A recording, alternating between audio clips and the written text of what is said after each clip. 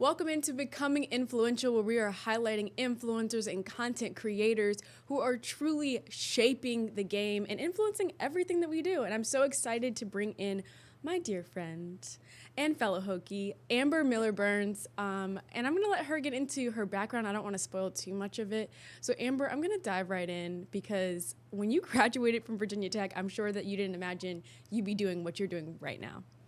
Absolutely not. It was not my plan at all whatsoever. I originally, when I first graduated, I was like, you know what? I'm gonna be 22, right? And that's kind of what my mom even told me. It was everything was her idea from the start, right? So, graduated from Virginia Tech. I had a background in multimedia journalism, so similar to what you're doing. Funny enough, and started my own website just for fun. Again, I'd always been into fashion and beauty and all that fun stuff, and just decided to kind of do it as a hobby, and it turned into a full-time job. So here we are. Kind of fell in my lap. And for, a typical influencer, a lot of them are in, bigger areas like New York City, Los Angeles, Miami. How did you carve out that here in the Hampton Roads area? So when I first started, there was no sort of like real influencer presence in the Hampton Roads area. Like you had to deep dive to find girls that did exactly what you did, right? And it was still freshly new in 2018, way back when. That seems like just yesterday, but it was a really long time ago. And I was born and raised here. Again, I didn't even leave the state of Virginia to go to college, as we know. So I've always just loved Virginia deep down with my whole heart. And so I always wanted to support the small businesses here locally as well. And so I kind of just was like, why not? Let's go for it. And decided to try to build my presence here. And it worked. And honestly, I met tons of girls throughout the process that had the exact same mindset as I did. And we ended up becoming super close friends and still talk to this day. I just want to point out this is some of Amber's content that you can see. And she does a bunch of different outfit stuff, but she also does food and she also does like Dunkin', I've seen you do. You've done different brands. You've done car commercials. I've seen you do Busch Gardens. Um, do you have a niche? Do you kind of dip your hands in a bunch of different areas? Where would you classify your category as? So I love this question. And in the past 2 years, I do feel like influencer marketing has dove more into a niche specific world, to say the least. And a lot of people have niches, and that's totally fine. I think that's great. I think that you are super targeted with your audience that way. But I am never going to be a single dimensional person. I learned that really quickly about myself. And I decided that my niche was going to be lifestyle, which isn't really a niche because you talk about just about everything. So I decided that was what was true to me. And that's what I love to talk about was my life as a whole, whether that be having a baby, fashion, hunting, maybe a local hotspot that I just love completely. I really love to kind of hit it all because that's who I am as a person. So that's what I want to portray on my platform as well. I'm going to show you some love here because I was digging. Girl, you post a lot. I was I digging do. and digging and digging and digging and digging, trying to figure out one when you started, and I couldn't even get that far because I was going to probably be here till next week scrolling because you're always posting content. But girl, you hit 100K. This was an amazing post. Like I loved the video that you created to celebrate 100K. How Thank long did it take you to get to this point on this post? And if you're looking at this right now, this is Amber Miller's Instagram. You should go follow her because, like she said, she has her hands in everything. But how did you. you get to 100K? How long did it take? How often did you have to post? Like, give us the foundation to how you got there. So when I first started, I posted just about every day. Since then, I've kind of retracted just a little bit to posting to about 5 times a week is like my sweet spot. But again, since I started in 2018, so many different platforms have even came out, TikTok. They didn't even have reels when I first started, which is like a massive way to grow now. So again, things have changed since I started and evolved, and we've had to kind of roll with the punches and make it work and dive into new things that I wasn't originally used to. But when I first started, it actually was so much easier to grow, in my opinion, than it may be now, right? There are a lot more people in the space. People are finding out more about it, how to do it, and how to be a part of it. And people can actually be successful doing it. And it's not viewed now as, you know, this little girl jumping around on Instagram, right? It's actually viewed as a real job now, where it may not have been back then. Um, but I will say it was it was tireless hours working, and people see all of the bright and shining photos and videos on Instagram, as you know, and what they don't see is the 12 to 14-hour days behind the screen, editing, emailing, building a website, engaging with your audience, answering DMs, all of the things that go on behind the scenes that actually make the pretty pictures happen. And so it definitely was not an easy road, but I wouldn't change it for the world. Not an easy road. You mentioned, the 14-hour days. Oh, And yeah. now I want to bring in something that's happened to you recently. You are expecting, you're going to be a mother. You recently got married. Congratulations. Thank Do you you. see your 14-hour days changing? Do you see your niche changing as far as like your content? Are you going to like switch more to like new moms and being a mom content, or are you still kind of trying to weigh your options here? 100% no, and I've already kind of started changing it in my own opinion. I've done the whole half baked shoot. I've done, I've promoted Newton. I've worked with a tons of baby brands already, which I've been super thankful for. But yes, we are super excited to welcome a new one this coming March. And again, like you said, I got married October of 2024. So again, many things changing in my life right now, but I do feel like I set myself up to be able to introduce that in my content, right? I always kind of kept it very lifestyle. I showed myself evolving from Virginia Tech till now. I kept the same platform that if you scroll really far past, you'll find my college posts, right? Like it's still all there. So I've kind of kept it that way on purpose so that I could showcase my life in the stages that it's happening, almost like telling a story in a book from start to finish. I'm curious, what are your thoughts on, and you have so much time to make this decision, but what are your thoughts on showing your child on Instagram? Because I know I've seen some influencers, show their child and they're very vocal about, what they're doing parenting wise. And you have other moms who they do make parenting videos, but they cover the child's face with an emoji. Have you made a Right. decision on, which direction you're going to go? So, personally, yes, I have, and I'm actually totally fine with sharing my child. I do see the reasons why moms don't, or why they're hesitant about it. Um, AI is crazy. We've all seen it, right? We've all seen it evolve even in the past few years. So I totally understand why moms are hesitant of doing so. And I completely support their decision on whatever they decide. I think it's really a personal decision with the parents that they need to discuss before that even gets there. But personally, I feel like there's a way to go about it in a classy way. I'm going to be strategic with what I share necessarily, but I'm not afraid to share their face. Just me personally. My husband and I do two drastically different things. So he is very absent from social media to say the least, right? So we kind of live in two different worlds when it comes to social media, but he supports everything I do, and whatever decision I make he's going to be on board for. So I'm really excited to share my child with the world and its different stages of life as well, like I have myself. So yeah, that's a really good question, and it's honestly something we could probably talk about for hours, because it is an important decision that parents have to think about, and I understand the repercussions as well as the benefits of doing either or. Absolutely, Amber. And guys, you've had your introduction to Amber in this first segment. And if you can already tell, she's so down to earth. She's extremely relatable, which can be hard with some influencers. You can relate to her. Like, she's a fellow Hokie. I'm a fellow Hokie. Like you mentioned, there's so many Hokies in this Hampton Roads area. And we need to know where influencers are in this area. So if you aren't already following Amber and you have social media, you should definitely give her a follow. We're going to be right back with more from Amber Miller that you don't want to miss after this break.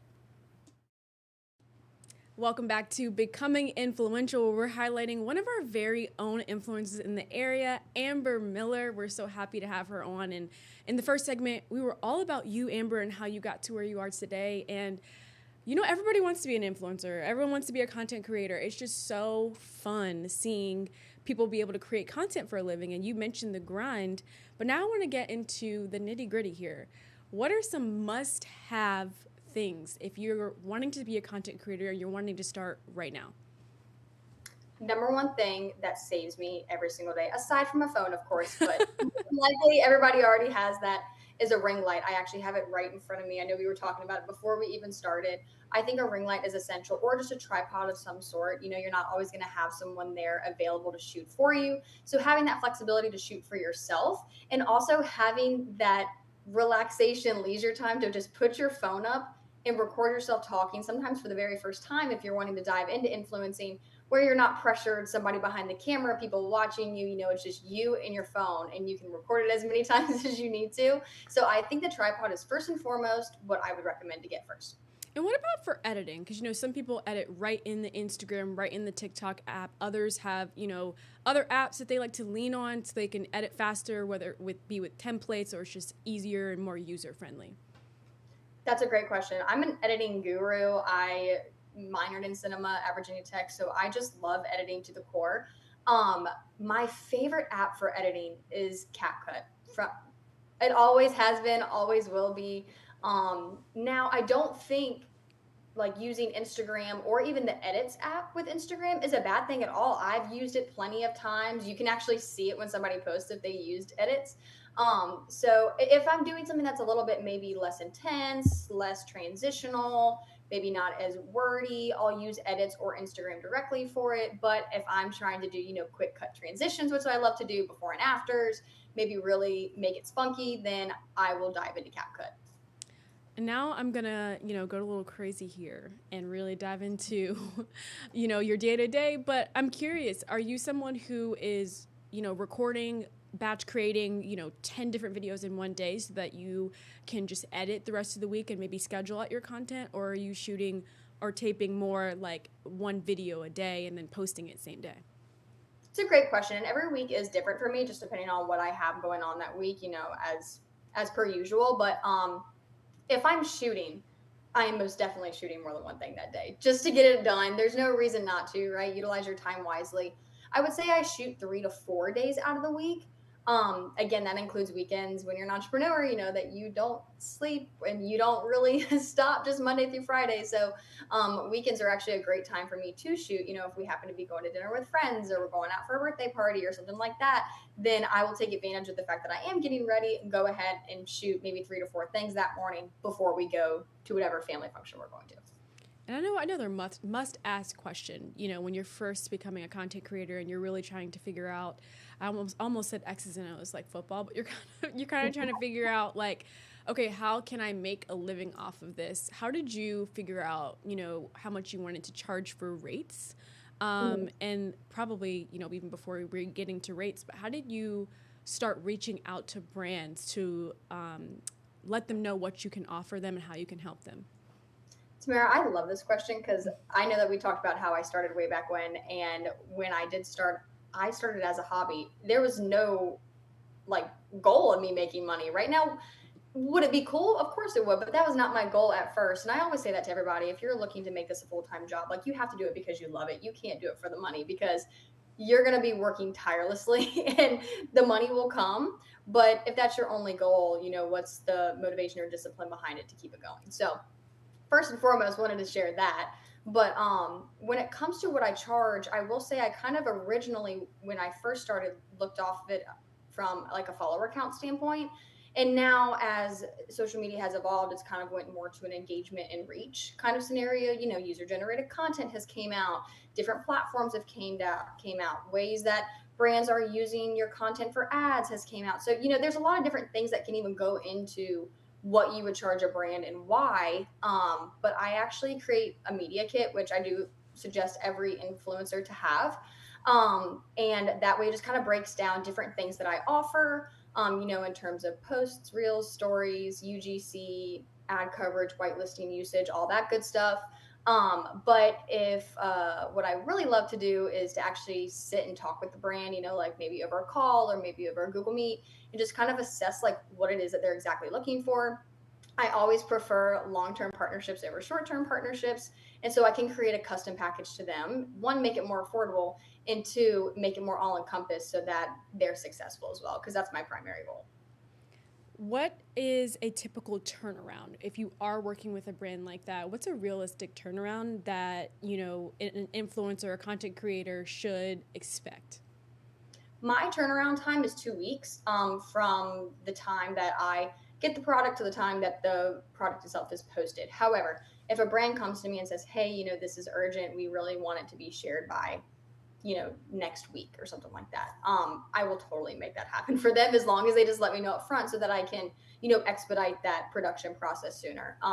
But if not, normally it's a 2-week turnaround period. I never get it done later than that. I always get it done before that, if so.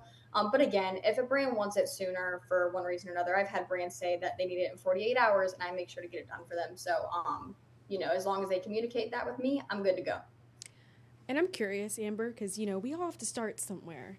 How many pieces of content did you make for brands that maybe didn't pay you for your content, but they sent you, gear, food, clothing? They sent you a perk and wanted you to create content out of it. They maybe didn't pay you for it, but you got paid with, merchandise. For sure. And I did this more so when I first started out. I've still even done it now. If I really liked something, whether it was a service, whether it was a product, but I'll typically do a post. What I always offer, if somebody wants to send something my way, just to try it out with like no obligation or anything like that of posting, I'll always share an unboxing of it on my story. I think that's a really good way of honoring the brand while still letting my audience know, like, hey, I haven't tried this yet. So like, keep that in mind if you are interested in the product.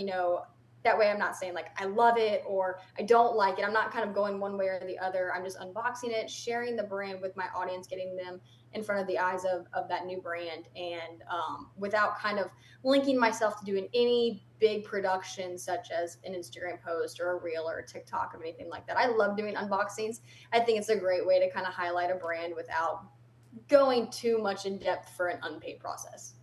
Gosh, Amber, between these first 2 segments, I've learned so much that I need to implement into my own life, and I'm hoping that people watching that are, maybe interested in doing the same have learned a lot as well. And after the break, we're going to play a little fun game with Amber. We've learned a lot of information. Now it's time to have some fun, so be sure to stick around after the break.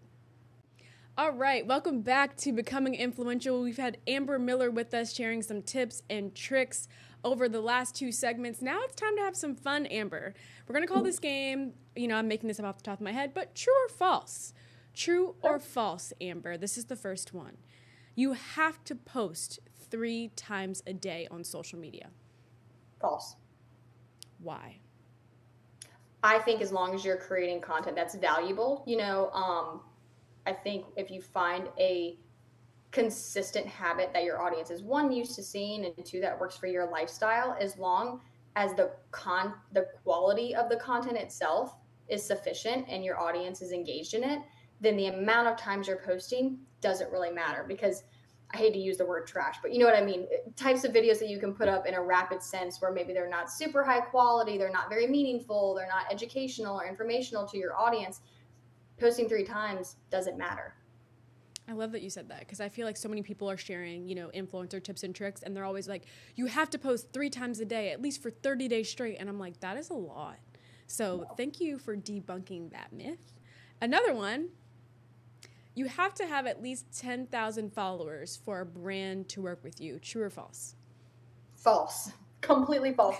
I know so many micro influencers that have under 5K at that, and they get just as many brand deals as I do because they're good at what they do. It just kind of depends on how you position your content strategy, whether, maybe they are posting, or maybe they're just doing UGC style, creating content for brands for them to use as paid ads. Again, there's so many ways now that you can make money on social media and utilize your presence and utilize your talent and content creation. That follower count, is it helpful? Yes. But is it everything? Absolutely not. True or false? You cannot take a day off from posting. Oh, false. I take days off all the time. Completely false. I take days off from posting all the time. Maybe 1, because I have nothing to post that day. Maybe 2, because I'm just busy with life and don't feel like doing it. Maybe I don't want to be on my phone that day. Maybe it's just a day that I need to put my phone down and not be on it. That's totally fine too. It's very normal not to post every day. Your audience is not going to be sitting there staring at their phone waiting for you to post. I can promise you that. And maybe unless you leave them on a cliffhanger of some sort for one reason or another. But I'm sure your audience will be very happy if you're not posting because you don't need to that day or don't feel like it. So I definitely don't think it's necessary to post every single day. That's just my personal opinion. But I think having a good, consistent strategy of 4 to 5 times a week is good. You get better engagement on a post if you post and ghost. And for people watching and you're like, what's post and ghost? So you're basically posting and then immediately closing the app and not getting back on. True or false? You get better engagement when you do that, when you post and completely just get off for the rest of the day or for a couple hours. My first reaction is false. And the reason I say that, I have seen better engagement when I stay on the app and interact with people that are commenting on my post or other people that have posted. Maybe I'm scrolling down on my feed, commenting on their post, kind of brings that whole full encompass traction, right, to your post. Now, I also think that it kind of relates back to the quality of the content. Maybe are you sharing a baby announcement? Are you sharing that you just got engaged? Things like that are going to get traction probably regardless, just because it's a big life change for you. So I think if it's a everyday post, posting and ghosting is not what I would recommend. I would always recommend staying on the app and engaging. Instagram, TikTok, any social media platform is going to reward you for spending more time on their app and engaging with other users. So I'd always recommend that. Oh, I love that. True or false? I feel like there's so much suspense leading up every time. I know, and I'm so competitive because I'm a Hokie, so like I need to win this, right? Okay, oh my gosh. True or false? And this is also, I feel like, another crazy one that I've also seen on social media, which I'm sure can be like, depending on the person. True or false? You have to post more than just videos. So you have to post photos, you have to post videos. You can't just always post videos or always post photos. You have to be doing a variety of both. I actually think that's true. Okay.